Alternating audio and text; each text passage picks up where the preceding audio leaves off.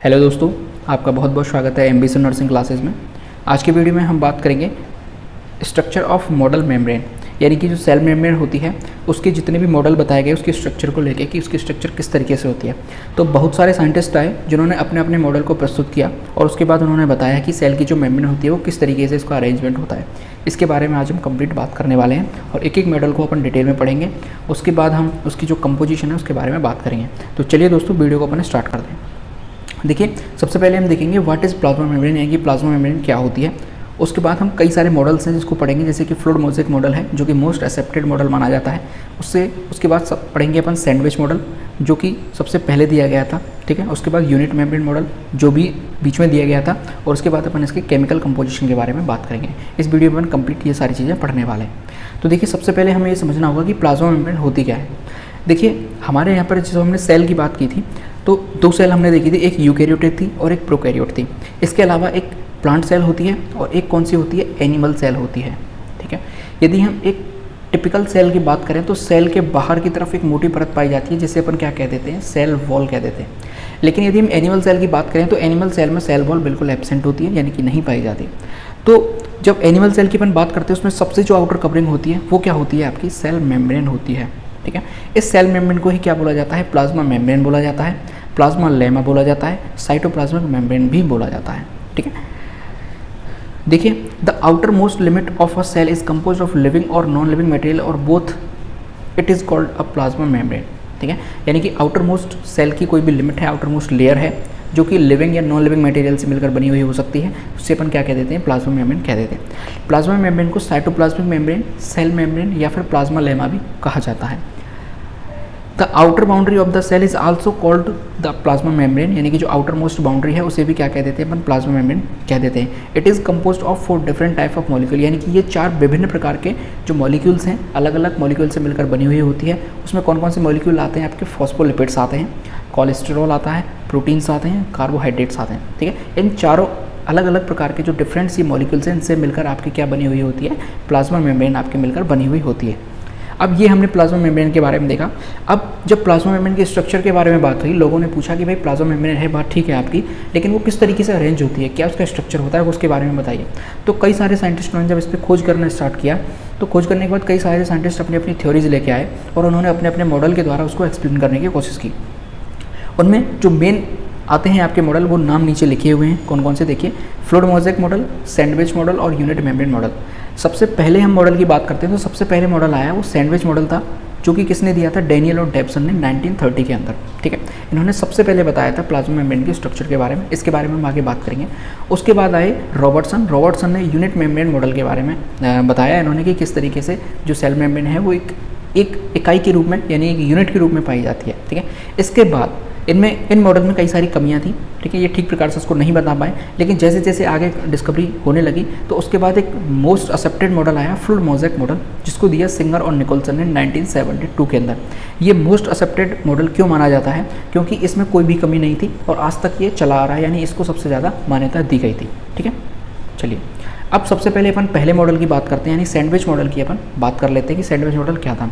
जैसा कि नाम में क्लियर है, सैंडविच हम सब जानते हैं क्या होता है कि 2 ब्रेड्स होती हैं और ब्रेड्स के बीच में आलू का जो पेस्ट है वो भरा हुआ रहता है, ठीक है। तो इसी तरीके से इन्होंने क्या बताया, डेनियल और डेविसन मॉडल ने सबसे पहले इसके बारे में बताया। इन्होंने कहा कि ऊपर की तरफ 2 लेयर पाई जाती हैं, जैसे कि सैंडविच में ब्रेड पाई जाती है ऊपर की तरफ, इसी तरीके से 2 लेयर पाई जाती हैं और ये लेयर किसकी बनी हुई होती हैं, प्रोटीन की ये लेयर बनी हुई होती है। और जिस तरीके से सैंडविच के अंदर बीच में आपका आलू या फिर मसाला जो पेस्ट भरा हुआ रहता है उसी तरीके से फॉस्फोलिपिड की 2 परत पाई जाती हैं, ठीक है, यानी वाई लेयर फॉस्फोलिपिड्स पाए जाते हैं और बिल्कुल सैंडविच जैसी संरचना यहाँ पर देखने को मिलती है। ये बताया सबसे पहले किसने, डेनियल और डेविसन ने, ठीक है। इसके बाद इन्होंने बताया कि ये जो, इसको मैं बाहर निकाल के आपको दिखाता हूँ। देखिए, ये जो क्या है आपका लिपिड का मॉलिक्यूल है, ठीक है, फॉस्फोलिपिड का मॉलिक्यूल है। इसका जो हेड, ये वाला गोल सा पोर्शन है, इसे बोला जाता है हेड, और ये है, इसे बोला जाता है टेल, ठीक है। इसमें इन्होंने बताया कि जो हेड वाला पोर्शन होता है वो हाइड्रोफिलिक होता है, ठीक है, यानी कि ये जल से स्नेह करने वाला होता है, जल स्नेही होता है। इसके बाद हम बात करते हैं कि जो टेल वाला पोर्शन होता है वो हाइड्रोफोबिक होता है, यानी कि पानी से ये दूर भगता है। इसके बारे में इन्होंने बताया। इसके बाद इन्होंने बताया कि ये जो प्रोटीन लेयर से आपकी ये जो जुड़ा हुआ होता है प्रोटीन लेयर से, इसमें 2 बॉन्ड्स पाए जाते हैं। एक बॉन्ड होता है आपका कौन सा, हाइड्रोजन बॉन्ड, यानी हाइड्रोजन बॉन्ड, और दूसरा होता है आपका कौन सा, आयोनिक बॉन्ड। ठीक है, इन दो बॉन्ड्स के द्वारा ये प्रोटीन से जुड़े हुए रहते हैं। इसके बारे में बताया किसने, डेनियल और डेविसन ने। जब इनसे और पूछा गया कि आप और बताइए कि क्या क्या आप इसके बारे में बता सकते हैं, तो वो हम आगे जब मॉडल पढ़ेंगे, यानी स्ट्रक्चर को मैं आपको आगे बताऊंगा, तब बताऊंगा क्या होता है। पहले हम इस स्लाइड को क्लियर कर लेते हैं। देखिए, डेविसन और Danielli model was a model of the plasma membrane of a cell proposed in 1935 by Hugh Davson and James Danielli, यानी कि ये तो इनका पूरा नाम इसमें बताया गया है। ठीक है, the most describe the model describe a phospholipid bilayer that lies between two layers of globular protein, यानी कि इन्होंने बताया कि जो फॉस्फोलिपिड की बाइलेयर होती है वो ग्लोबुलर प्रोटीन की दो लेयर के बीच में फंसी हुई रहती है, यानी कि बीच में पाई जाती है। ठीक है, जो डेनियल डेविसन मॉडल था was the first attempt to describe membrane structure in terms of molecules and to relate the structure to biological and chemical properties. यानी कि मैंने आपको बताया कि डेनियल डेविसन जो मॉडल है, पहली बार इन्होंने किसी भी प्लाज्मा मेम्ब्रेन के बारे में पहली बार इन्होंने उसको मॉलिक्यूलर फॉर्म में बताया, और इसके बाद इन्होंने उसके स्ट्रक्चर को बायोलॉजिकल और केमिकल प्रॉपर्टीज़ भी उसके बारे में बताई कि किस तरीके से जो एक प्लाज्मा मेम्ब्रेन है वो बनती है, यानी कि उसका जो केमिकल कंपोजिशन है वो किस तरीके से होता है। ठीक है, चलिए अब यहाँ पर हम इस मॉडल को एक बार ढंग से समझ लेते हैं। देखिए, ऊपर की तरफ आपको एक लेयर दिखाई दे रही है और नीचे की तरफ आपको सेम लेयर दिखाई दे रही है। ये दोनों लेयर हैं किसकी, प्रोटीन की। ठीक है, बीच में आपको ये रेड कलर के दिखाई दे रहे हैं, मैं दूसरे कलर से ले लेता हूँ, ग्रीन से ले लेता हूँ। ये आपको रेड कलर के दिखाई दे रहे हैं, ये क्या है, फॉस्फोलिपिड है, और इसकी कितनी लेयर दिखाई दे रही है आपको, दो लेयर दिखाई दे रहे हैं। ठीक है, यदि हम एक फॉस्फोलिपिड के मॉलिक्यूल की बात करें, ठीक है, तो इसका एक ये पोर्शन है, ठीक है, इसका ये क्या है, हेड वाला सिरा है। ठीक है, और ये है इसकी क्या, टेल। जो हेड है वो होता है पोलर आपका, और जो टेल है वो होती है क्या, नॉन पोलर होती है। पोलर का मतलब क्या होता है कि ये हाइड्रोफिलिक होता है, हाइड्रोफिलिक, यानी कि ये वाटर के पास जा सकता है, इससे कोई प्रॉब्लम नहीं होती है। जो टेल वाला पोर्शन होता है ये क्या होता है, हाइड्रोफोबिक। ठीक है, हाइड्रोफोबिक का मतलब क्या होता है कि ये पानी को दूर भगाता है, यानी कि पानी को अपने पास नहीं आने देता। ठीक है, ये मतलब होता है पोलर और नॉन पोलर के बीच का। यदि हम इसके हेड की बात करें तो यहाँ पे दो बॉन्ड पाए जाते हैं। ठीक है, एक बॉन्ड होता है कौन सा, हाइड्रोजन बॉन्ड। ठीक है, इसी तरीके से दूसरा बॉन्ड होता है कौन सा, आयोनिक बॉन्ड। ठीक है, तो ये जो फॉस्फोलिपिड है वो प्रोटीन से दो बॉन्ड्स के द्वारा जुड़ी हुई होती है, हाइड्रोजन बॉन्ड के द्वारा और आयोनिक बॉन्ड के द्वारा। ठीक है, यदि हम दोनों लिपिड्स की बात करें आपस में, यानी कि ये दोनों लिपिड्स भी आपस में जुड़ी हुई होती हैं, और ये बॉन्ड कौन सा होता है, वॉन डर वाल बॉन्ड। ठीक है, ये सबसे बिगेस्ट बॉन्ड होता है, यानी कि बिगेस्ट फोर्स होता है, इसलिए इससे द्वारा ये दोनों मॉलिक्यूल आपस में जुड़े हुए होते हैं। ठीक है, तो इस तरीके का मॉडल किसने दिया, सबसे पहले डेनियल और डेविसन ने दिया था। ठीक है, और इसके अलावा इन्होंने क्या बताया कि ये जो प्लाज्मा मेम्ब्रेन होती है ये वाटर में नॉन सॉल्युबल होती है। ठीक है, यानी पानी में नहीं घुलती है। क्यों, क्योंकि इसके पास दो पोर्शन होते हैं, एक आपका हाइड्रोफिलिक होता है, ये तो पानी के पास चला जाता है, यानी ये तो पानी में घुलने की कोशिश करता है, लेकिन जो हाइड्रोफोबिक है ये पानी को दूर भगाता है और ये पानी में इसको घुलने नहीं देता। लेकिन जो कार्बनिक विलायक होते हैं, यानी कि जो आपके ऑर्गेनिक सॉल्वेंट होते हैं, उनके अंदर ये आसानी से डिसॉल्व हो जाती है। ठीक है, ये बताया सबसे पहले किसने, आपके कौन थे, डेनियल और डेविसन ने। ठीक है, ये मॉडल हो गया आपका पहला कौन सा, सैंडविच मॉडल, या फिर इसे ही अपन कह देते हैं ट्राइलेमिनर मॉडल।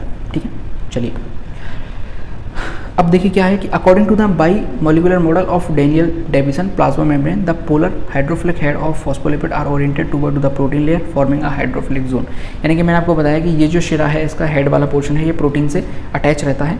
ठीक है, और इसको क्या कहते हैं, हाइड्रोफिलिक कहते हैं, और ये हाइड्रोफिलिक जोन को बनाता है। इसी तरीके से जो नॉन पोलर पोर्शन होता है ये वाला, ये कौन सा होता है, हाइड्रोफोबिक टेल कहलाती है आपकी, और ये कौन सा जोन बनाता है, ये हाइड्रोफोबिक जोन बनाता है, और ये आपस में पोलर हेड अटैच रहते हैं। कौन सा बॉन्ड था, वॉन डर वाल बॉन्ड था। ठीक है, they theorised a phospholipid bilayer surrounded by two layers of proteins on the inner and outer surface. ठीक है, यानी कि बीच में एक फॉस्फोलिपिड की परत है और ऊपर की तरफ एक प्रोटीन है, नीचे की तरफ भी एक प्रोटीन है, बीच में क्या फंसी हुई है, आपकी फॉस्फोलिपिड फंसी हुई होती है। ठीक है, अगली हम बात करते हैं यूनिट मेम्ब्रेन मॉडल के बारे में।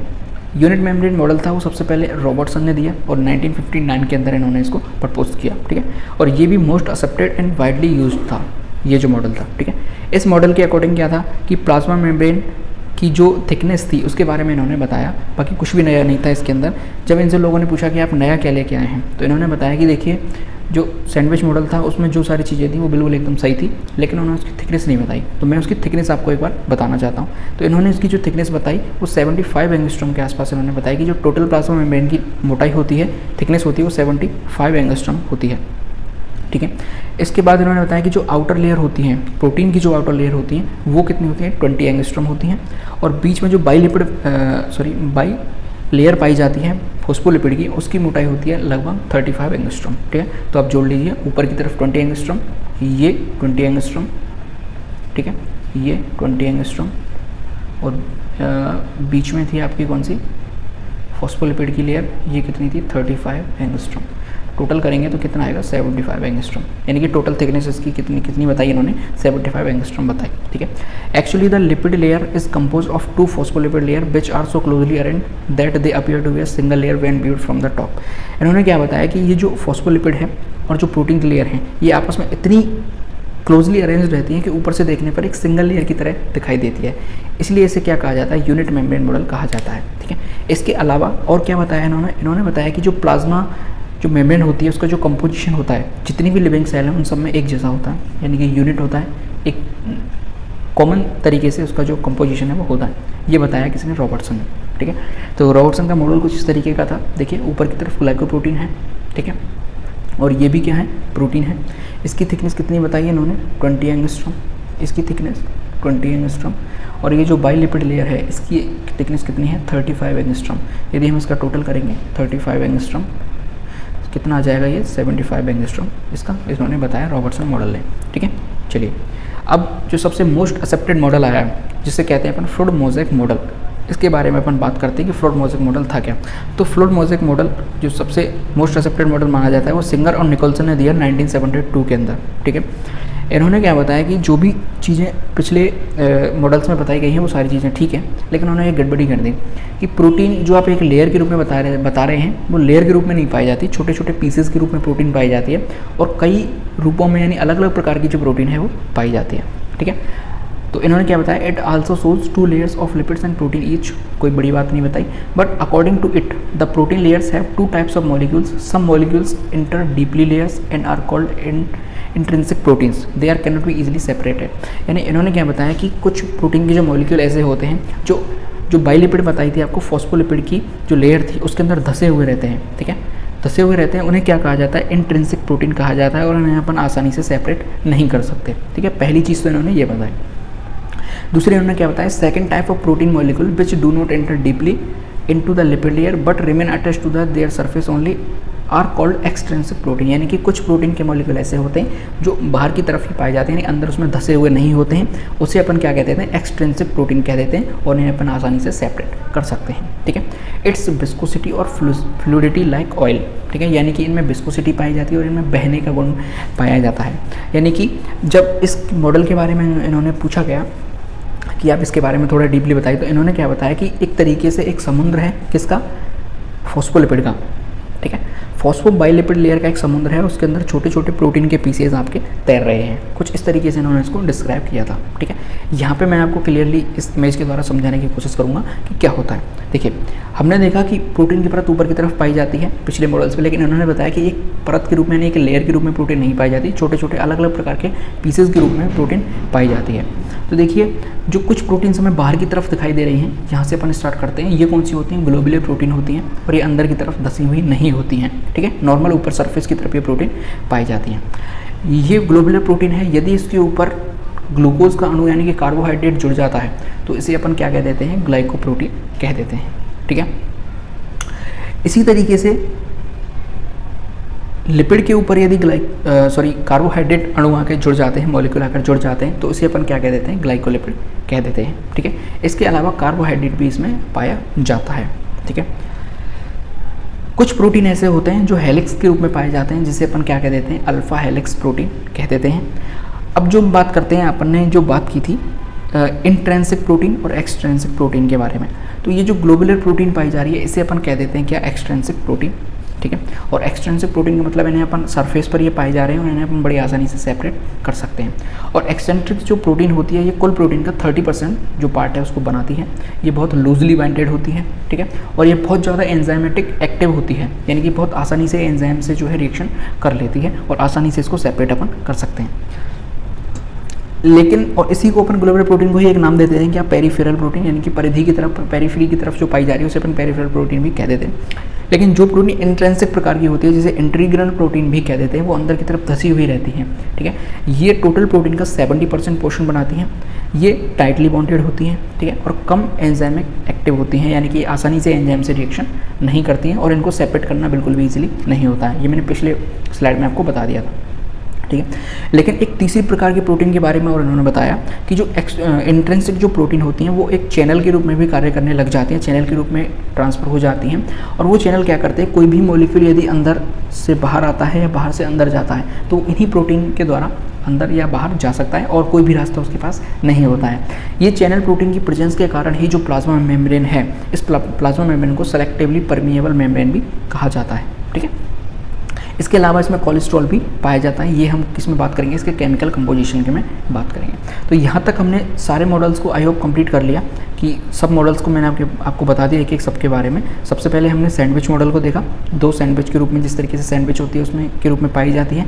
इसके अलावा रॉबर्टसन मॉडल हमने देखा, यूनिट मेम्ब्रेन मॉडल जिसे अपन कह देते हैं। इसके बाद हमने फ्लूइड मोज़ेक मॉडल देखा। फ्लूइड मोज़ेक का मतलब होता है फ्लूइड यानी फ्लूइडिटी पाई जा रही है किसकी, लिपिड की, और उसके अंदर कौन तैर रहा है, प्रोटीन के छोटे छोटे मॉलिक्यूल तैर रहे हैं, ठीक है। इसलिए इसे क्या कह देते हैं, फ्लूइड मोज़ेक मॉडल भी कह देते हैं, ठीक है। अब यदि हम इसके केमिकल कंपोजिशन की बात करें कि इसका केमिकल कंपोजिशन क्या है, तो chemically the plasma membrane consist of lipids and proteins but a small amount of carbohydrate has also been reported from certain cell membrane. यानी कि जब स्टार्टिंग में किसके केमिकल कंपोजिशन की बात की गई तो लोगों को बताया गया कि इसमें लिपिड्स पाई जाती हैं, जो कि हमने देखा था, और इसके अलावा इसमें प्रोटीन्स पाई जाती हैं। लेकिन जब इसको ढंग से इसको तरीके से जब इसको मेज़र किया गया तो इसमें लोगों ने देखा कि इसमें थोड़ी सी मात्रा में कार्बोहाइड्रेट भी पाए जा रहे हैं, रिपोर्ट की गई कार्बोहाइड्रेट की, ठीक है। अब यदि हम लिपिड की बात करते हैं कि इसमें लिपिड का कितना रोल होता है, तो लिपिड है वो 20 to 40% बनाती है किसकी, प्लाज्मा मेम्ब्रेन के जो ड्राई वेट होता है इसमें, यानी कि इसमें 20 to 40% क्या पाए जाते हैं, लिपिड्स पाए जाते हैं। और लिपिड्स में भी यदि हम उसके मेन लिपिड की बात करें कि कौन से लिपिड्स के फॉर्म पाए जाते हैं, तो फॉस्फोलिपिड पाए जाते हैं। इसके अलावा कोलेस्ट्रॉल इसके मेन कॉन्स्टिट्यूएंट्स होते हैं, ठीक है। इसके अलावा कुछ अदर लिपिड्स भी पाए जाते हैं, जैसे कि आपके ग्लाइकोलिपिड्स मैंने आपको बताया था, यानी लिपिड के साथ यदि ग्लूकोज आके जुड़ जाता है तो उसे अपन ग्लाइकोलिपिड्स कह देते हैं। इसके अलावा ग्लाइकोफॉस्फेटाइड्स भी इसके अंदर देखने को हमें मिलते हैं, ठीक है। जो ग्लाइकोलिपिड्स हैं प्लाज्मा मेम्ब्रेन के, उनमें क्या होता है, शुगर होती है, ठीक है, और लिपिड आपस में जुड़ के, मैंने आपको बताया था ग्लूकोज और लिपिड आपस में मिलकर क्या बनाएंगे, ग्लाइकोलिपिड्स बना देते हैं। कुछ फैटी एसिड्स होते हैं जैसे कि आपके पाल्मेटिक, स्टीयरिक और ओलिक एसिड, ठीक है, ये मिलकर क्या बना रहे हैं, एक लिपिड का फॉर्म है, यानी इस तरीके के लिपिड्स इसमें पाई जा रही हैं। यदि हम प्रोटीन की बात करें तो प्रोटीन है वो 60 to 80% बनाती है प्लाज्मा मेम्ब्रेन की, ठीक है, टोटल ड्राई वेट की 60 to 80% ये बनाती है। प्लाज्मा मेम्ब्रेन की जो प्रोटीन है वो एंजाइम की तरह भी क्या करती है, फंक्शन करती है, और कोई भी केमिकल रिएक्शन होती है उसको स्पीड अप करने का काम करती है, ठीक है।